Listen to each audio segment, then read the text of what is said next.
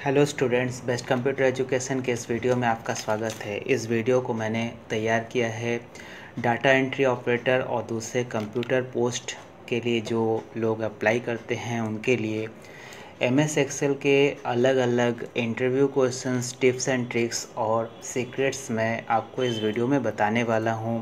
हो सकता है कि बहुत सी चीज़ें इसमें से आप पहले से जानते हों, कुछ चीज़ें ऐसी भी होंगी आप नहीं भी जानते होंगे। तो मैंने 20 most useful tips and tricks का यूज़ किया है इसमें, जिसको आप ध्यान से देखिएगा। बहुत सी चीज़ें ऐसे निकलेंगी जो आप नहीं जानते होंगे, इसलिए प्लीज़ इस वीडियो को स्किप मत करिएगा। आप लोग पूरा इस वीडियो को देखिएगा।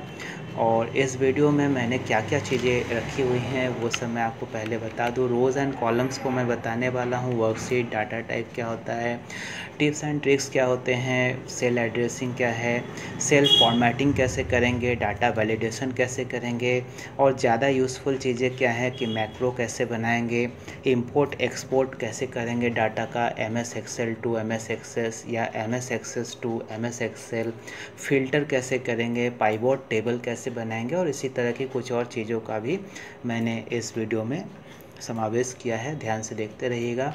तो सबसे पहला जो हमारा इंटरव्यू क्वेश्चन होता है वो है कि एम एस एक्सेल है क्या। तो एम एस एक्सेल का है क्या, इसका आंसर होता है कि ये एक प्रकार का स्प्रेडशीट सॉफ्टवेयर है। अब ये स्प्रेडशीट क्या होता है, ऑफिस वर्क में पुराने समय में जो रजिस्टर पर काम किया जाता था उसको स्प्रेडशीट कहा जाता था।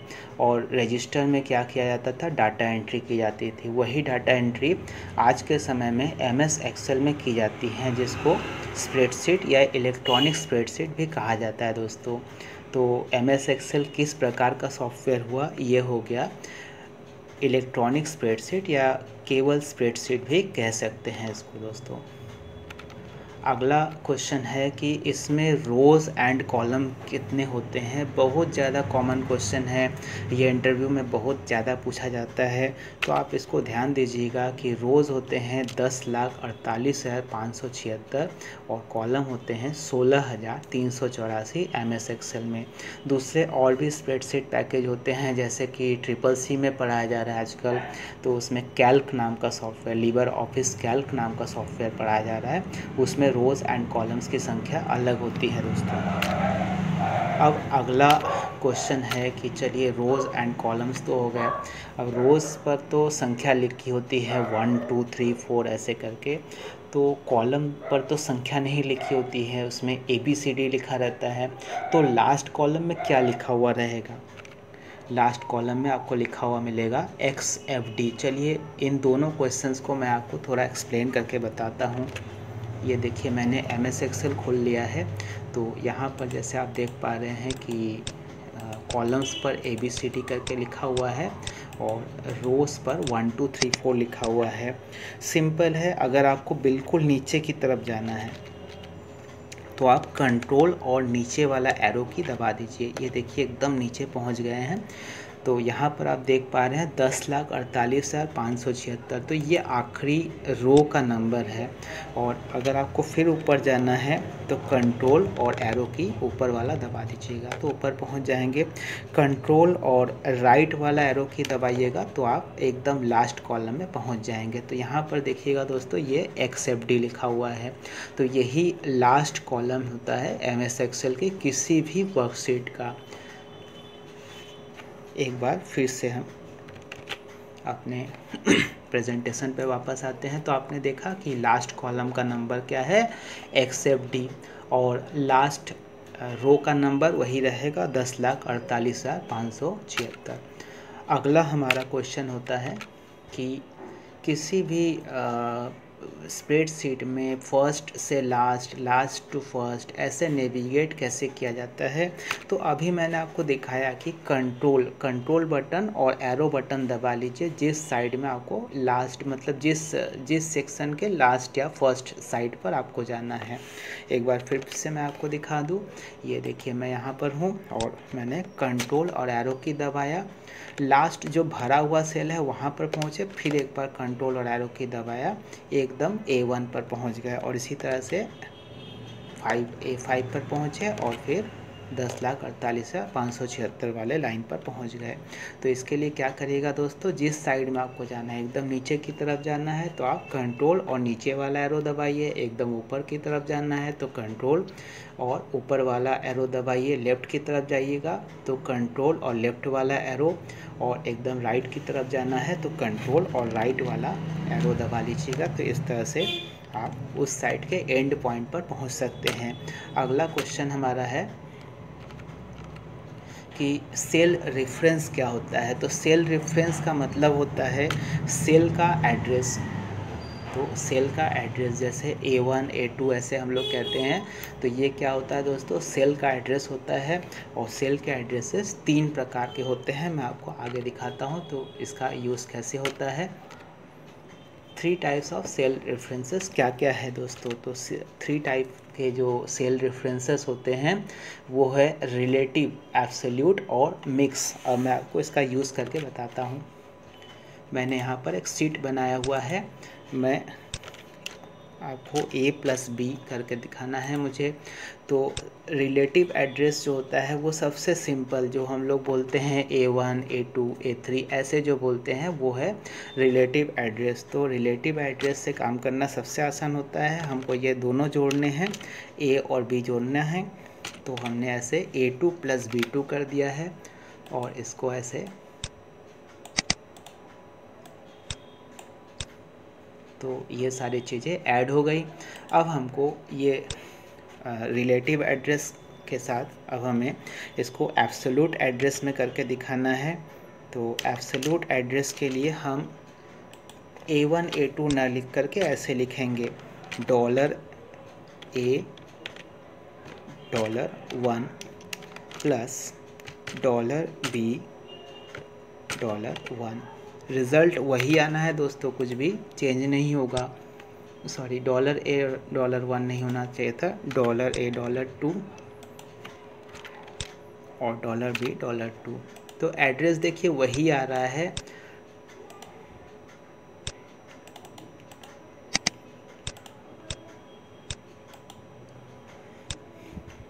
और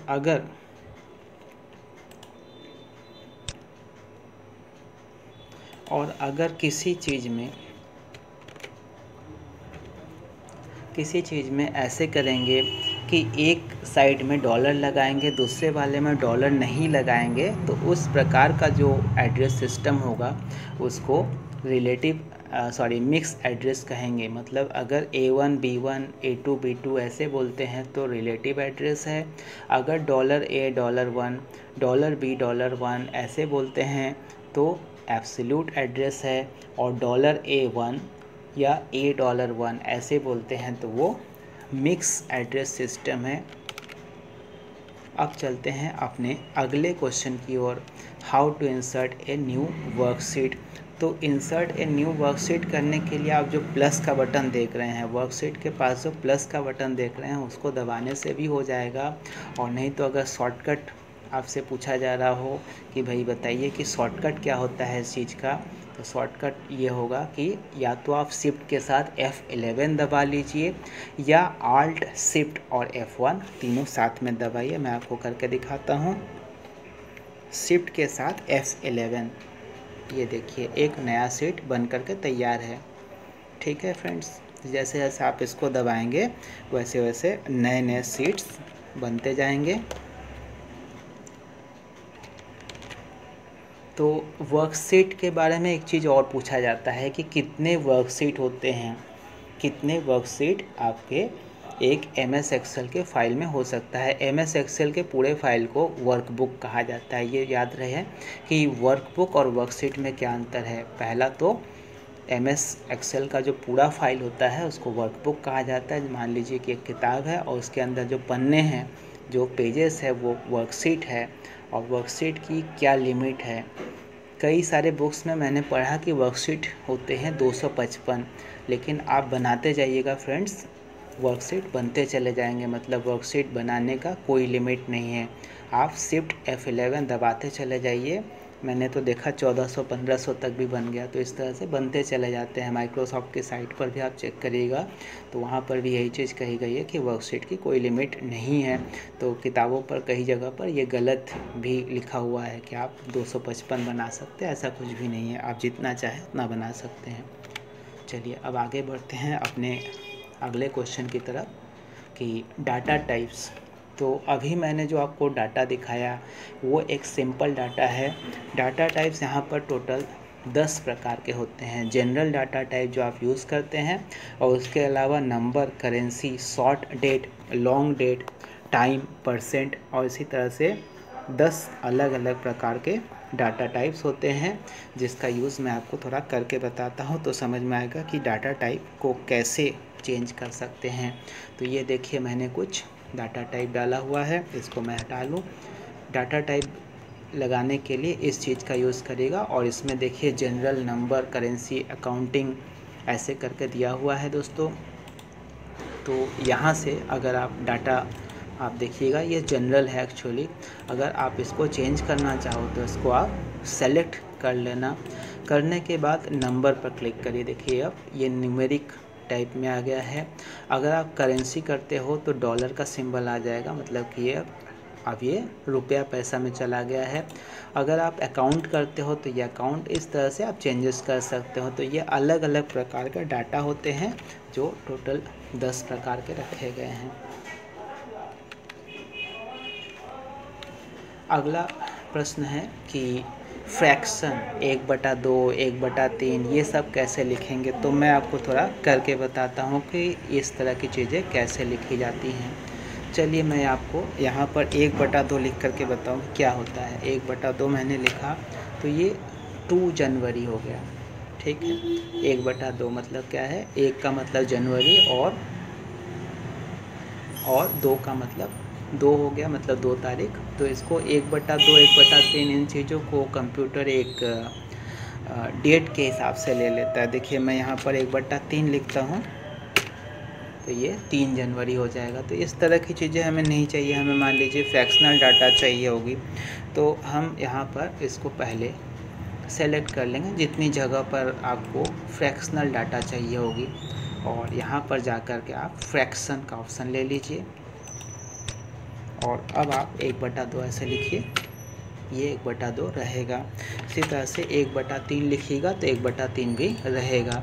अब इसका जो ओरिजिनल वैल्यू है वो कैसे लाएंगे, उसको लाने के लिए आप यहाँ से फिर जनरल में जा सकते हैं। देखिए 1/2 मतलब 0.5, 1/3 मतलब 0.3 थे, ऐसे करके अलग अलग जो उसके जो ओरिजिनल वैल्यूज़ होते हैं वो भी आ जाएगा, ठीक है। तो आपने देखा कि कैसे फ्रैक्शन करेंगे।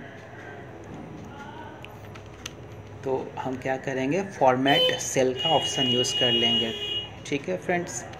फॉर्मेट सेल का ऑप्शन भी आप यूज़ कर सकते हैं। आप इस तरह से यहाँ सेलेक्ट कर लीजिए, राइट क्लिक करिए, फॉर्मेट सेल का ऑप्शन लीजिए, और यहाँ से आप फ्रैक्शन का ऑप्शन देख पा रहे हैं। आप यहाँ से भी कर सकते हैं जैसे मैंने करके दिखाया है, और यहाँ से भी कर सकते हैं। यहाँ पर मैंने 1/2 लिखा, ये रह गया इस तरह से, ठीक है। तो दोनों ऑप्शन यूज़ कर सकते हैं, आप इसका भी यूज़ कर सकते हैं, और राइट क्लिक करके फॉर्मेट सेल का ऑप्शन भी आप जा सकते हैं।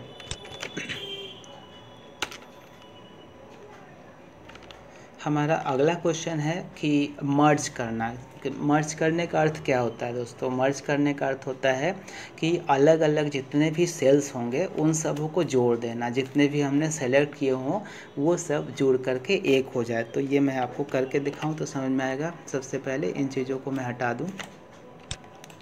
मर्ज करना मतलब यहाँ पर सेल को जोड़ना। तो सेल को जोड़ने के लिए आप बस ऐसे सेलेक्ट कर लीजिएगा, और यहाँ पर देखिए मर्ज एंड सेंटर का ऑप्शन आपको दिख रहा है, इसको आप दबा दीजिएगा। जितनी भी चीज़ें आपने यहाँ पर सेलेक्ट की होंगी वो सब मर्ज हो जाएंगे, और जो भी आप लिखेंगे ये बीच में आएगा।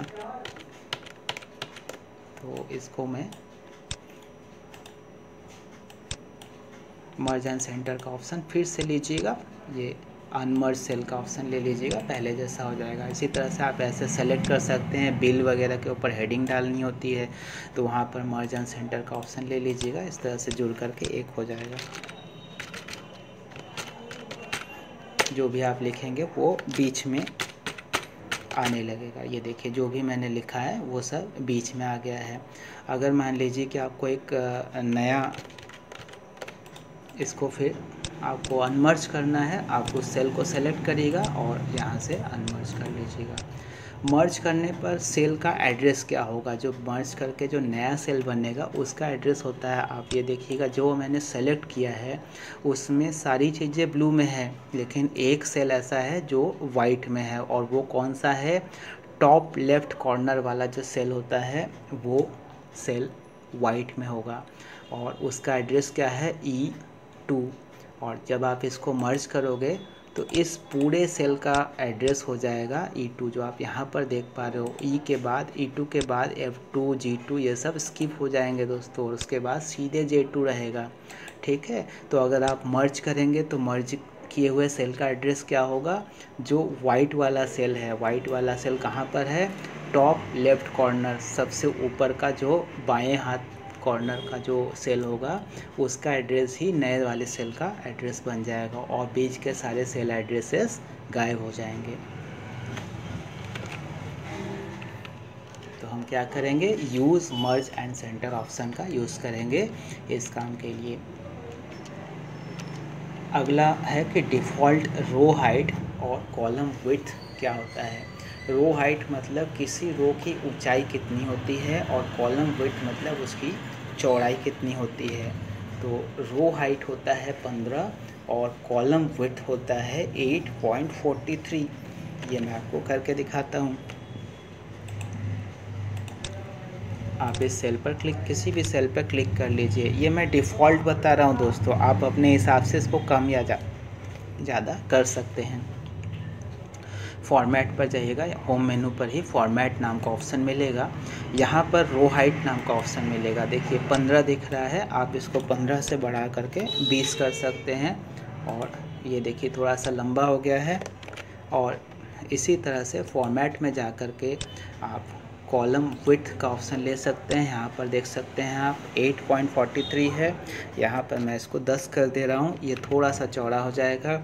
आप वैसे भी चौड़ा या लंबा किसी भी सेल को कर सकते हैं, लेकिन सेल को चौड़ा या लंबा करने के लिए इन बटन से सेल डायरेक्टली लंबे चौड़े नहीं हो सकते हैं। बटन्स के साथ आप यहाँ पर ये देखिए किसी भी बटन को ऊपर नीचे करने पर सेल की लंबाई या चौड़ाई कम या ज़्यादा आप कर सकते हैं दोस्तों। तो कितना मैंने बताया, रो की हाइट 15 होती है और कॉलम की विड्थ 8.43 होती है। कभी कभी ये CCC की प्रश्न में भी पूछा जाता है। अगला प्रश्न है कि आप करेंसी का सिंबल कैसे चेंज करेंगे। तो करेंसी का सिंबल चेंज करने के लिए फॉर्मेट सेल का ऑप्शन यूज़ करेंगे दोस्तों। अभी जो मैंने आपको करके दिखाया था, ये जो डॉलर का सिंबल आ रहा है, डॉलर क्या है, US डॉलर का सिंबल है। अगर आप इसको रुपीज़ या किसी और देश के करेंसी में बदलना चाहते हैं तो आप इसको सेलेक्ट कर लीजिएगा, फिर आप इस पर राइट क्लिक और फॉर्मेट सेल का ऑप्शन यूज़ करिएगा, और यहाँ पर आप क्लिक करिएगा, सिंबल नाम का जो बॉक्स है वहाँ पर आप क्लिक कर लीजिएगा, और यहाँ पर थोड़ा नीचे करिएगा, आपको रुपीज़ का सिंबल या INR का सिंबल मिल जाएगा। इसको आप नीचे करिए, देखिए अभी येन का सिंबल आ रहा है, यूरो का सिंबल भी आ गया, और ये देखिए इंग्लिश इंडिया और रुपीज़ का सिंबल बना हुआ है। ये मैंने ओके किया, अब देखिए ये रुपीज़ का सिंबल भी आ गया। तो आप क्या यूज़ करेंगे, फॉर्मेट सेल का ऑप्शन यूज़ करेंगे करेंसी सिंबल को बदलने के लिए। और अगला प्रश्न हमारा है कि मैक्रो क्या होता है और how to create in MS Excel. तो मैक्रो मैं बता दूं कि कमांड्स का एक स्टोर होता है जिसको आप बार बार यूज़ करना चाहते हैं, अपने काम में बार बार यूज़ करना चाहते हैं। तो थोड़ा छोटा सा एग्जांपल दे कर के मैं आपको मैक्रो का यूज़ समझाऊंगा, लेकिन आप उसको बड़े कामों के लिए यूज़ कर सकते हैं। और क्या है, डेवलपर टैब का यूज़ कर सकते हैं दोस्तों। तो मैं आपको पहले बताऊं, ये डेवलपर टैब मेरा खुला हुआ है पहले से ही, और उसमें मैक्रो का ऑप्शन है। ठीक है, तो मैक्रो का ऑप्शन कैसे लाएंगे, पहले डेवलपर का ऑप्शन कैसे लाएंगे वो देख लीजिए। उसमें बहुत सारे काम हो सकते हैं, आप यहाँ से फाइल मेनू पर क्लिक कर लीजिएगा। सबसे नीचे दिखेगा आपको ऑप्शन में आपको एडवांस नाम का ऑप्शन दिखेगा, इसको आप ओके कर लीजिएगा।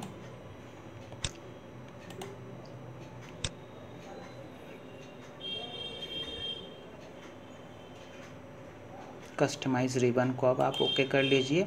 और इसमें देखिए आपको कई सारे ऑप्शन दिख रहे हैं जो कि रिबन को कस्टमाइज़ करना, मतलब कि इस प्रश्न में आपको एक और चीज़ मिल रहा है कि आप रिबन में से कोई भी चीज़ लगाएंगे या हटाएंगे कैसे। तो चलिए मैं आपको डेवलपर पहले हटा के दिखाता हूँ। यहाँ पर हमारे पास डेवलपर है अभी फ़िलहाल, और इसको मैं ओके करूँगा तो अब देखिए डेवलपर हट गया है। फिर से जाएंगे इसी तरह से ऑप्शन पर जाएंगे, ऑप्शन पर जा कर के कस्टमाइज रिबन और ये डेवलपर वाले बॉक्स को चेक कर दीजिए और ओके कर दीजिए। डेवलपर टैब आ गया। अब आप डेवलपर टैब पर क्लिक कर लीजिएगा ऐसे, और यहाँ पर रिकॉर्ड मैक्रो नाम का ऑप्शन क्लिक कर लीजिए। रिकॉर्ड मैक्रो में जा कर के मैक्रो का कोई भी नाम, हम इसका नाम एम रख लेते हैं, मैक्रो का नाम एम रख लेते हैं। और शॉर्टकट की इसका क्या होगा दोस्तों, शॉर्टकट की मतलब उस बटन को दबाने से कैसे उसका एक्शन होगा। तो शॉर्टकट की ऐसा होना चाहिए जो कंप्यूटर में पहले से यूज़ ना हो, जैसे कि कंट्रोल-C, कंट्रोल-V, इस तरह की चीज़ें नहीं होनी चाहिए, क्योंकि वो सभी जो शॉर्टकट्स हैं पहले से यूज़ हो रही हैं। तो यहाँ पर हम कुछ ऐसा यूज़ करेंगे जिसका यूज़ कंप्यूटर पहले से ना करता हो। चलिए हम कंट्रोल M का यूज़ कर लेते हैं और इसको ओके कर देंगे। यहाँ पर देखिए रेडी का ऑप्शन दिख रहा है और ओके करेंगे तो अब ये देखिए एक रिकॉर्ड बटन पॉज बटन की तरह बन कर के आ गया है। तो चलिए अब हम आपको दिखाते हैं कि कुछ काम करके इसमें।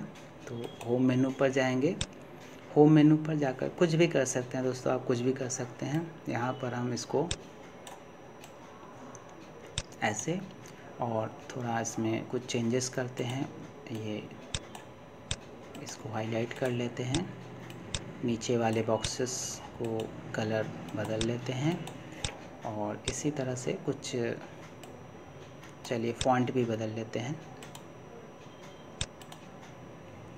साइज भी थोड़ा सा, और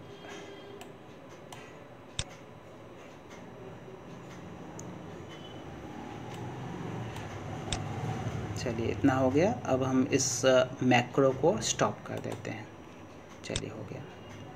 अब हम एक नए शीट पर जाते हैं, कुछ लिख लेते हैं, इसको आप सेलेक्ट करिएगा और जो हमारा शॉर्टकट था कंट्रोल M, देखिए दोस्तों कंट्रोल M दबाने पर जो हमने मैक्रो में जैसा जैसा रिकॉर्डिंग किया था बिल्कुल उसी तरह की चीज़ें, रेड कलर का फ़ॉन्ट हो गया और एरियल बोल्ड वगैरह जो कुछ दिया था, और मैंने पहला लाइन येलो कलर से किया था, तो वो सारी चीज़ें आ गई मैक्रो में। मैंने आपको छोटे से एग्जांपल में ये चीज़ समझाया। आप और भी दूसरे कामों पर इस चीज़ को अप्लाई कर सकते हैं अलग अलग प्रकार से कि मैक्रो आपके लिए कैसे कैसे हेल्पफुल हो सकता है दोस्तों। चलिए अब हम अपने अगले प्रश्न की तरफ चलते हैं। तो डेवलपर टैब का यूज़ करना आपने देखा और मैक्रो का यूज़ करना भी आपने देखा। चलिए हम अगले प्रश्न की तरफ चलते हैं। अगला प्रश्न है हमारा कॉपी पेस्ट MS एक्सेल में कैसे करेंगे। तो आप सोच रहे होंगे कि कॉपी पेस्ट तो वैसे ही कंट्रोल V का यूज़ कर लेंगे, लेकिन नहीं दोस्तों, MS एक्सेल 3 मेन तरह के देते हैं कॉपी पेस्ट करने का, कि आप वैल्यू को केवल पेस्ट कर सकते हैं, आप केवल फार्मूला को पेस्ट कर सकते हैं, और वैल्यू और फार्मूला दोनों को साथ में भी पेस्ट कर सकते हैं। जनरली जब आप कॉपी पेस्ट करते हो दोस्तों तो आप वैल्यू और फार्मूला दोनों ही पेस्ट कर रहे होते हो। तो मैं आपको दिखाता हूँ इस चीज़ को। ये हमारा बुक है, इसको पहले नॉर्मल में कर लेते हैं, काउंटिंग है इसको जनरल में कर लेते हैं दोस्तों। यहाँ पर एक फार्मूला है, चलिए हम इस फार्मूला को कॉपी करते हैं जहाँ पर फार्मूला है, क्योंकि अगर आप चलिए फार्मूला नहीं, पहले इसको जनरल कर लिया। अच्छा, जैसे यहाँ पर हमने सेलेक्ट किया है, इसको कॉपी कर लिया और इसको पेस्ट कर दिया, तो वही सब चीज़ें आएंगी दोस्तों। आप कुछ भी दबा लीजिए, वही सब चीज़ें आनी हैं, ठीक है। और ये देखिएगा यहाँ पर हम ठीक है। तो ये कैसे आ रहा है, ये पूरे फॉर्मेटिंग के साथ आ रहा है। और दूसरा वाला फिर से मैं आपको करके दिखाऊं, ये देखिए मैंने इसको सेलेक्ट किया, चलिए ऊपर से ही सेलेक्ट करते हैं, ऐसे कॉपी कर लिया और यहाँ पर इसको पेस्ट करते हैं। अगर ये वाला पेस्ट करेंगे तो फुल फॉर्मेटिंग पेस्ट होगा, और अगर ये वाला दूसरा वाला पेस्ट जो देखते हैं वैल्यू में फॉर्मेटिंग वगैरह कुछ भी नहीं आएगा। और उसके आगे एक और जो थर्ड वाला ऑप्शन है ये फार्मूला, ये भी सिंपल प्लेन फॉर्मेटिंग में आ जाएगा। चलिए मैं आपको ये हटा दूँ। इसी तरह से अगर हम इसको सेलेक्ट किए, कॉपी किए और यहाँ पर चलिए पेस्ट करते हैं, तो ये नॉर्मली पेस्ट हो रहा है यहाँ पर बिल्कुल सभी जो फार्मूला वगैरह है, लेकिन ये C2 + D2 के हिसाब से पेस्ट हो रहा है दोस्तों। अब इसको मैं सिर्फ वैल्यू के हिसाब से पेस्ट करके दिखा रहा हूँ। कॉपी कर लूँ और सिर्फ वैल्यू, इसमें और इसमें क्या फ़र्क है दोस्तों, मैं आपको फार्मूलाज में स्विच करके बता रहा हूँ। यहाँ पर देखिए A2 B2 A3 B3 ऐसे करके हो रहा है, यहाँ पर भी फार्मूला ही पेस्ट हुआ है, लेकिन यहाँ पर क्या हुआ है, सिर्फ वैल्यू पेस्ट हुए हैं।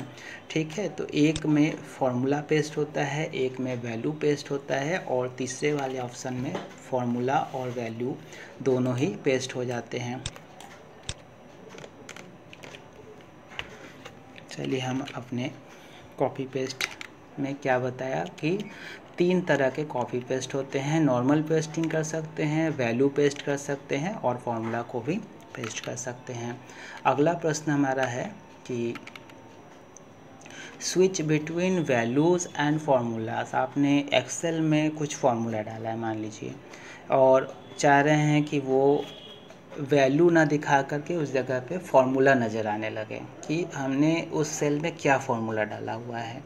तो वो कैसे करेंगे, उसकी शॉर्टकट आप देख लीजिएगा कि कंट्रोल और टाइट बटन दबाइए। टाइट मतलब कि एस्केप बटन के ठीक नीचे देखिएगा कि ये बटन आपको मिल जाएगा। कंट्रोल तो आप जान ही रहे हैं, एस्केप बटन के ठीक नीचे। एस्केप बटन कहाँ होता है, कीबोर्ड के एकदम लेफ्ट टॉप लेफ्ट कॉर्नर पर ये बटन आपको मिलेगा, और उसके नीचे जो सेकंड नंबर का बटन है उसको दबाने पर आप देख सकते हैं कि किसी भी सेल पर फार्मूला क्या पड़ा हुआ है। चलिए हम आपको इसका डेमो करके दिखाते हैं। देखिए यहाँ पर हम जो A और B नंबर्स डाले हुए हैं और तीसरे वाले में मैंने जोड़ा हुआ है। तो जोड़ने का जो फार्मूला है यहाँ पर फार्मूला बार में दिख रहा है, लेकिन हम चाह रहे हैं कि आपको यहाँ पर भी ये नंबर्स दिखाई पड़े।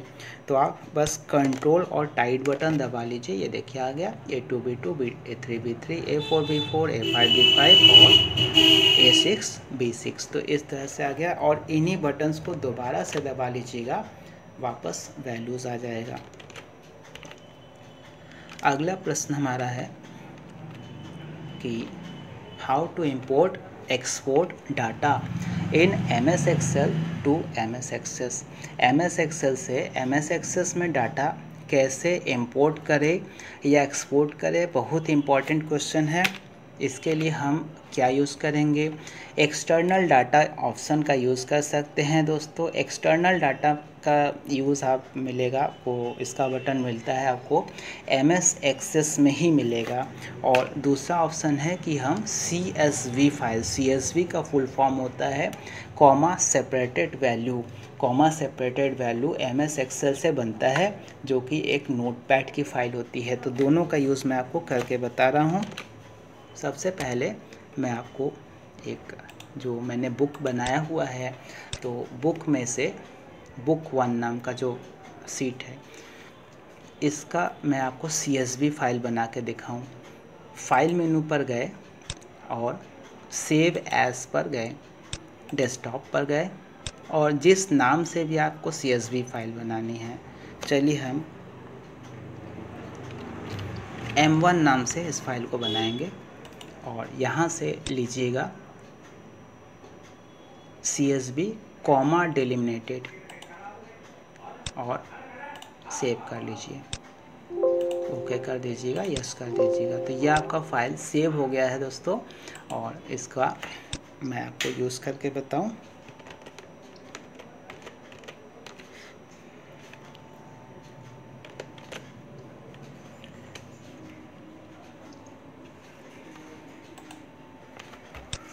ये m1.csv मैं आपको पहले दिखा दूँ कि किस तरह का है। m1.csv को हम ओपन करेंगे नोटपैड में, तो देखिए जो भी नेम, एज, सैलरी, अमित, अनु ऐसे लिखा हुआ है, ये सारी चीज़ें आप देख पा रहे हैं। हम एक डाटाबेस के लिए चलिए हम एक्सेस ओपन कर लेते हैं। ये मैंने एक्सेस ओपन कर लिया है। एक्सेस में ब्लैंक डेस्कटॉप डाटाबेस नाम का ऑप्शन पर जाएंगे और वहाँ पर क्रिएट करेंगे, लेकिन क्रिएट करने से पहले मैं जो डेस्कटॉप डाटाबेस का नाम है वो भी, इसका नाम मैं अमित रखूँगा और इसको मैं डेस्कटॉप पर सेव करना चाहता हूँ। मैंने इसको ओके कर दिया है और क्रिएट का बटन दबा दिया है। क्रिएट का बटन दबा लेने के बाद आप यहाँ पर देखिएगा एक्सटर्नल डाटा, जैसे कि मैंने अपनी प्रेजेंटेशन में बताया हुआ था, एक्सटर्नल डाटा पे गए और एक्सेल वाला ऑप्शन आप सेलेक्ट कर लीजिएगा। ये दो ऑप्शन जो देख रहे हैं ये डाटा इंपोर्ट करने के लिए है और यहाँ पर जो ऑप्शन आप देख रहे हैं फ्रेंड्स, ये डाटा एक्सपोर्ट, ये इंपोर्ट करने के लिए और ये एक्सपोर्ट करने के लिए। तो यहाँ पर भी देखिए PDF वगैरह बनाने की व्यवस्था आप देख पा रहे हैं। तो हम यहाँ पर दबा लेंगे एक्सेल पर दबा करके हम अपनी वाली फ़ाइल को खोल लेंगे। हमारी ये जो फाइल है इसका नाम है M1।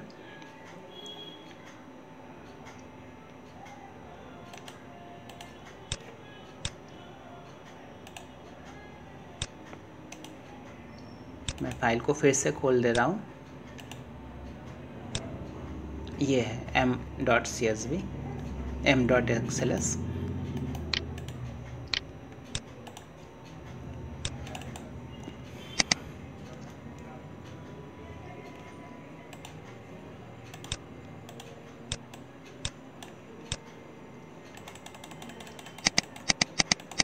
तो m.xls नाम की फ़ाइल है। मैं आपको एक्सेल में फिर से लेकर चल रहा हूँ। एक्सेस में जा कर के आप एक्सेल वाला बटन दबाइए और यहाँ से ब्राउज़ कर लीजिएगा। ब्राउज़ करके डेस्कटॉप पर जाइए। डेस्कटॉप पर आपको m.xls नाम की फ़ाइल मिल जाएगी। आप इसको ओपन कर लीजिए। ओपन कर लेने के बाद यहाँ पर import source data into a new table ऐसे करके ऑप्शन ले लीजिए, या फिर जो टेबल आपका पहले से बना हुआ है अगर आप उसी में लेना चाहते हैं तो आप इसको ले सकते हैं, नहीं तो हम पहला वाला ही ले रहे हैं नया टेबल बनाने के लिए। मतलब आपका ये वाला टेबल जो है वो रह जाएगा। ओके कर लेते हैं फ्रेंड्स, और इसको आप चाहे तो अभी फिनिश कर सकते हैं, नहीं तो नेक्स्ट कर लीजिएगा और फिनिश कर लीजिएगा और इसको क्लोज़ कर लीजिएगा। देखिए जो यहाँ पर बुक 1 नाम से जो हमारा स्टोर है डाटा पहले से जिस वर्कशीट पर, सेम उसी नाम पर यहाँ पर एक टेबल बन गया है बुक 1 और टेबल 1। ठीक है, तो टेबल 1 देखिए खाली है, टेबल 1 में कुछ भी नहीं है। और बुक 1 पर डबल क्लिक करके खोल लेते हैं। ये देखिए जैसा कि आप देख पा रहे हैं बुक 1 जो आपका एक्सेल का वर्कशीट था, अब यहाँ पर एक डाटाबेस का टेबल बन करके आ गया है फ्रेंड्स। ठीक है, तो इस तरह से आप एक्सेल से एक्सेस में डाटा एक्सपोर्ट या इंपोर्ट कर सकते हैं। चलिए हम इसको एक बार सेव कर लेते हैं इस डाटाबेस को। और इस टेबल 1 की हमें ज़रूरत नहीं है, तो टेबल 1 पहले हम यहाँ से बंद कर लेंगे और उसके बाद उसको मिटा देंगे। मिटा दिए हैं। ठीक है फ्रेंड्स, तो ये हमारा एक डाटाबेस। अब ये एक्सेल की एक फ़ाइल, एक्सेस की एक फ़ाइल बनी हुई है। एक्सेस से कैसे फिर इसको बाहर निकाल सकते हैं, एक्सेल में भेज सकते हैं, वो भी देख लीजिए। अगर आप एक्सेल का ये वाला बटन दबाएंगे, एक्सपोर्ट टू एक्सेल, और किसी दूसरे नाम से, मान लीजिए कि बुक 1 नाम से ही इसको भेज रहे हैं, और कहाँ पर भेज रहे हैं ये देखिए, डेस्कटॉप नाम के जगह पर ही भेज रहे हैं। ओके कर लीजिएगा और इसको क्लोज़ कर लीजिएगा।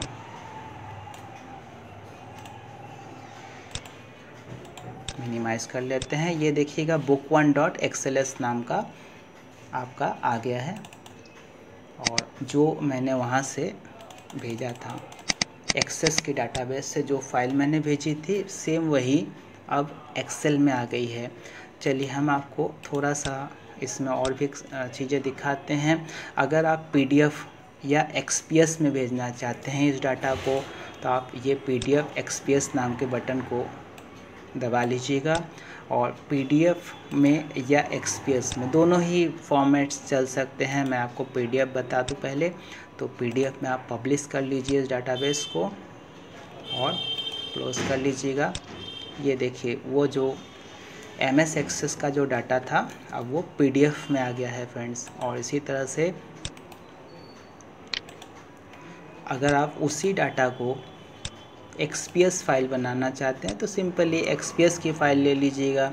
हम आपको XML की फ़ाइल बना करके भी दिखा देते हैं। book1.xml डाटा डेस्कटॉप पर ही बनेगा। ओके कर लेते हैं और इसको फिर से ओके कर लेते हैं। ये देखिए book1.xml, तो ये XML की फ़ाइल बन गई है। XML की फ़ाइल हम किस में खोलना चाहते हैं, चलिए माइक्रोसॉफ्ट एज पर खोलते हैं। किसी भी XML की जो फ़ाइल होती है किसी न किसी ब्राउज़र पर ओपन होती है, तो एज पर खोल लेंगे। आप उसको गूगल क्रोम वगैरह किसी दूसरे ब्राउज़र पर भी ओपन कर सकते हैं। ये देखिए हमारा आप देख पा रहे होंगे कि XML की जो फ़ाइल है ID, नेम, एज, सैलरी ऐसे करके आ रही है। ठीक है दोस्तों, तो ये मैंने आपको XML की फ़ाइल भी बना करके दिखा दी। तो अगर आप एक्सेस में ले लेते हैं अपने एक्सेल के डाटा को, अगर आप एक्सेस में ले लेते हैं तो आप उससे तमाम तरह के डाटा को इंपोर्ट या एक्सपोर्ट कर सकते हैं। ठीक है फ्रेंड्स, तो मैं आपको एक्सेस का काम अब बंद कर रहा हूँ और दोनों एक्सेस मैंने बंद कर दिए हैं।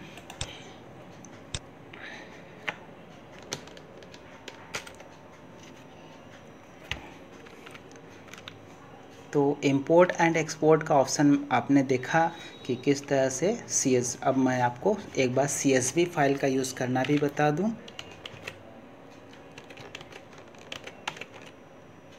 ये हमारी फ़ाइल है जो कि हम आपको CSV बनाना चाहते हैं।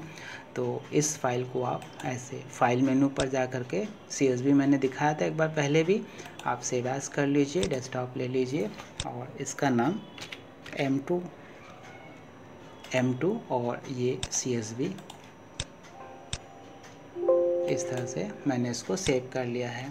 और अगर आप इसको इंपोर्ट करना चाहते हैं तो डाटा मेनू पर चले जाइएगा। डाटा मेनू पर जा कर के आप गेट एक्सटर्नल डाटा और फ्रॉम टेक्स्ट इस ऑप्शन को ले लीजिए और M1 M2 जो भी मैंने बनाया हुआ है उसको आप क्लिक करिएगा और ये एक्सपोर्ट हो जाएगा।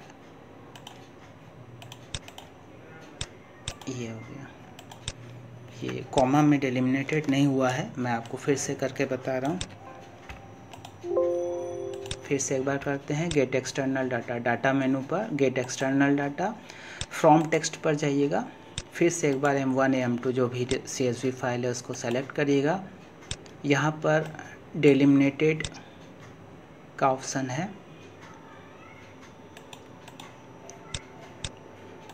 नेक्स्ट करते हैं। यहाँ पर देखिएगा टैब, सेमीकोलन, कॉमा, तो हम सेल बाय सेल कैसे लगाएंगे। जो लाइंस अलग अलग है वो तो आ जाएंगी, लेकिन सेल्स को अलग अलग कैसे करेंगे, तो उसके लिए हमने जो कॉमा स्पेसिफाइड है, देखिए यहाँ पर नेम के बाद कॉमा, एज के बाद कॉमा, सैलरी के बाद कॉमा, तो ये चीज़ों को हम सेपरेट करना चाहते हैं तो यहाँ पर कॉमा वाला ऑप्शन सेलेक्ट कर लीजिएगा फ्रेंड्स और इसको नेक्स्ट कर लीजिएगा और फिनिश कर लीजिएगा, फिर ओके कर लीजिएगा। देखिए अब आ गया।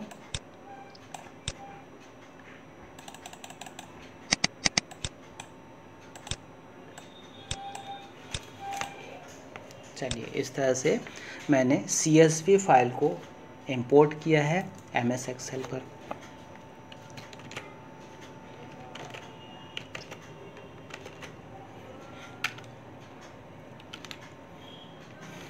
अगला क्वेश्चन है कि डाटा को सॉर्ट कैसे। सॉर्ट का मतलब होता है कि डाटा को बढ़ते या घटते क्रम में लगाना है, तो इसके लिए हम फ़िल्टर का यूज़ कर सकते हैं या डाटा मेनू पर जा कर के सॉर्ट का ऑप्शन भी यूज़ कर सकते हैं फ्रेंड्स। तो चलिए हम इसमें फ़िल्टर का ही ऑप्शन यूज़ करेंगे। मान लीजिए कि ये एक छोटा सा डाटा है हमारे पास और इसी को हमें नेम के हिसाब से, एज के हिसाब से या सैलरी के हिसाब से सॉर्ट करना है। तो इसके लिए आप होम मेनू पर जाना। होम मेनू पर ये सॉर्ट एंड फ़िल्टर यहाँ पर मिलेगा आपको। यहाँ पर आप फ़िल्टर वाला ऑप्शन दबा लीजिएगा। सबसे अच्छा तरीका है फ्रेंड्स, यहाँ पर छोटे छोटे ट्रायंगल्स बन गए हैं, इस पर क्लिक कर लीजिएगा। क्लिक करने पर आप देख पाएंगे sort A to Z, Z to A। आप इसको A to Z कर लीजिए। देखिए अमित, अनु, रानी, राम और रानी। और इसको आप इसके जगह पर मान लीजिए कि एज के हिसाब से करना है कि सबसे कम वाला सबसे ऊपर रहे, तो इस तरह से भी आप कर सकते हैं।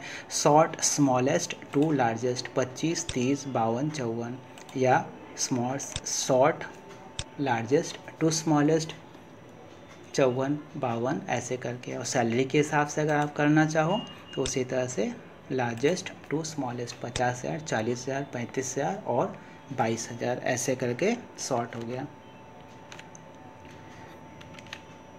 सॉर्टिंग के बाद अगला जो बहुत ही ज़रूरी चीज़ होता है कि कंडीशनल फॉर्मेटिंग।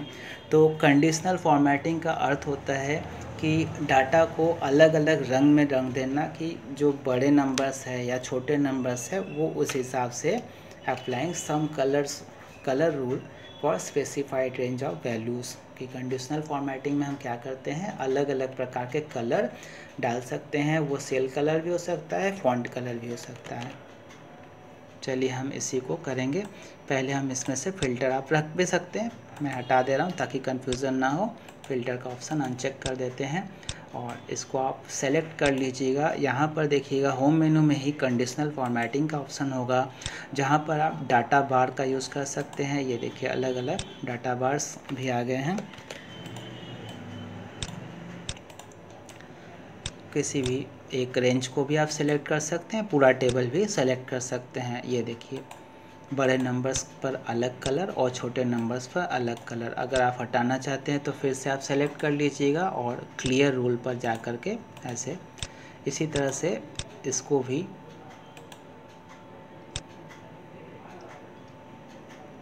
आइकन सेट, बड़े नंबर्स पर अलग टाइप के आइकन्स आ गए, छोटे नंबर्स पर अलग टाइप के आइकन्स आ गए हैं।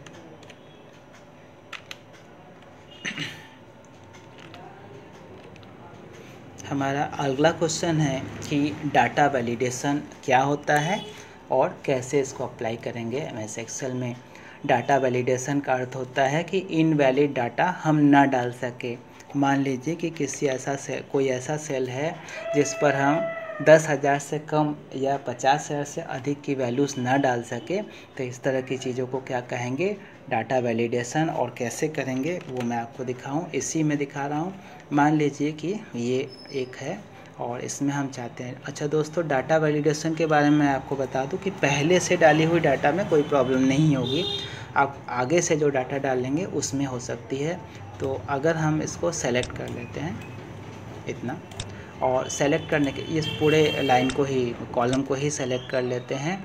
और इसके लिए आप डाटा मेनू पर चले जाइएगा। डाटा मेनू पर मिलेगा आपको ये डाटा वैलिडेशन का ऑप्शन, आप इस पर क्लिक कर लीजिएगा। एनी वैल्यू दिखेगा, अलाउ, उसके नीचे एनी वैल्यू लिखा हुआ दिखेगा, आप इसको डेसिमल कर लीजिए। फिर आपको बिटवीन का ऑप्शन मिलेगा। मिनिमम पर 21 कर लीजिए और मैक्सिमम पर 60 कर लीजिए कि अब इस कॉलम में 21 से कम और 60 साल से अधिक की वैल्यू ना डाली जा सके, और ओके कर लीजिए। अब राम के आगे 60 देंगे तो 60 एक्सेप्ट कर लेगा। अगर आप 61 डालते हैं तो ये एक्सेप्ट नहीं करेगा। अब देखिए this value does not match the data validation. तो इसी तरह से आप डाटा वैलिडेशन का यूज़ अलग अलग कर सकते हैं। इसी प्रकार हम इसमें भी कर सकते हैं। फिर से वही डाटा वैलिडेशन पर जाएंगे, एनी वैल्यू लिखा हुआ है, इसको हम डेसिमल कर लेंगे। मिनिमम पर 10,000 और मैक्सिमम पर 70,000 हमने कर दिया है। राम पर हम 75,000 डालने की कोशिश करेंगे, ये नहीं लेगा। अगर पहले से डाला हुआ कुछ वैल्यू रहेगा तो उसको इफ़ेक्ट नहीं करता है, ये एक्सेप्ट करेगा ही नहीं। पुरानी वैल्यू उसको डालना पड़ेगा या उसको खाली छोड़ना पड़ेगा। डाटा वैलिडेशन के बाद अब आखिरी क्वेश्चन हमारा है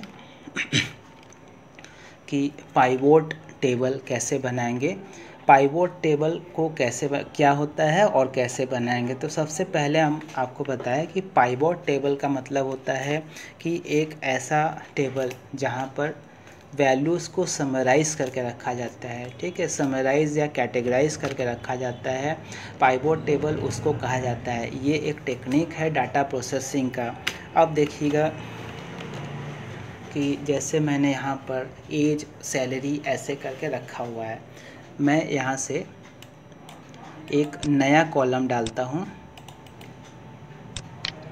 बस आप बी को सेलेक्ट कर लीजिएगा, राइट क्लिक और इंसर्ट कर लीजिएगा। बी से ठीक पहले एक नया कॉलम आ जाएगा और यहाँ पर डिपार्टमेंट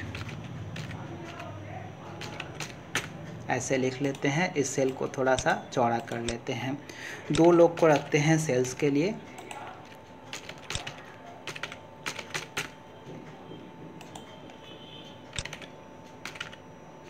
सेल, और 2 लोग को रखते हैं मैनेजमेंट के लिए, ठीक है दोस्तों। अब पाइवोट टेबल आपको जितना बनाना है उतना आप सेलेक्ट कर लीजिएगा पहले ऐसे। ये मैंने इतना हिस्सा सेलेक्ट किया है। सेलेक्ट करने के बाद आप इंसर्ट मेनू पर जाइएगा और आपको यहाँ पर दिखेगा पहला नंबर पर पाइवोट टेबल। पाइवोट टेबल पर क्लिक करने पर आपको क्रिएट पाइवोट टेबल दिखेगा, जिस पर आपको ये ऑप्शन दिखेगा कि कहाँ से कहाँ तक का पाइवोट टेबल आपको बनाना है और किस जगह पे बनाना है, न्यू वर्कशीट या उसी वर्कशीट पर। तो हम इसको न्यू वर्कशीट पर बनाएंगे। हम इसको ओके कर लेते हैं। ये हमने ओके कर लिया। ओके करने के बाद एक चीज़ ध्यान दीजिएगा दोस्तों कि पाइवोट टेबल के लिए यहाँ पर जो चीज़ें हमने जो कॉलम्स हमने रखी हुई थी, सेम वही कॉलम्स आ रहे हैं। नेम, डिपार्टमेंट, एज और सैलरी, नेम, डिपार्टमेंट, एज और सैलरी। तो अब हम यहाँ पर से पहली चीज़, मतलब एक हायरार्किकल मॉडल तैयार होगा। तो सबसे पहले हम डिपार्टमेंट लेते हैं, फिर नेम लेते हैं और फिर सैलरी लेते हैं। देखिए एक पाइवोट टेबल हमने क्या क्या लिया है। सबसे पहले डिपार्टमेंट लिया है, ये देखिए डिपार्टमेंट। डिपार्टमेंट के अंदर नेम, मैनेजमेंट में कौन कौन लोग हैं, मैनेजमेंट में 2 लोग हैं, अनु और रानी।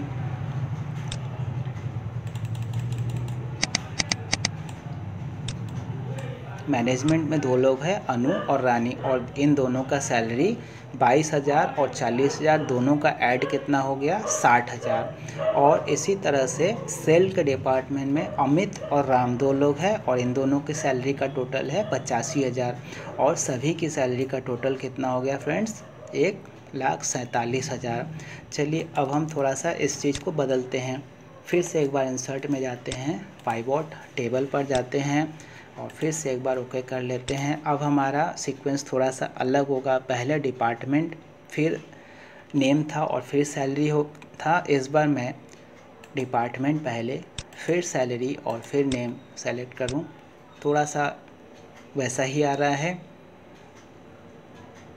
चलिए सैलरी के जगह पर एज सेलेक्ट करते हैं। तो देखिएगा एज का भी वही ग्रैंड टोटल। तो इस तरह से तैयार हो रहा है पाइवोट टेबल। तो इस तरह से मैंने आपको मोस्ट इम्पॉर्टेंट चीज़ें जो डाटा एंट्री ऑपरेटर या किसी भी कंप्यूटर ऑपरेटर पोस्ट के लिए ज़रूरी होता है, वो सारी चीज़ें मैंने आपको इस वीडियो में बताया। इस वीडियो में जो भी चीज़ें आपको ना समझ में आई हो, उन चीज़ों को आप कमेंट बॉक्स में लिखिएगा। मैं आपको कोशिश करूँगा कि उन सभी चीज़ों को आपको ईमेल के थ्रू या वहीं पर कमेंट के थ्रू बताऊँ। वीडियो देखने के लिए बहुत बहुत धन्यवाद सबका।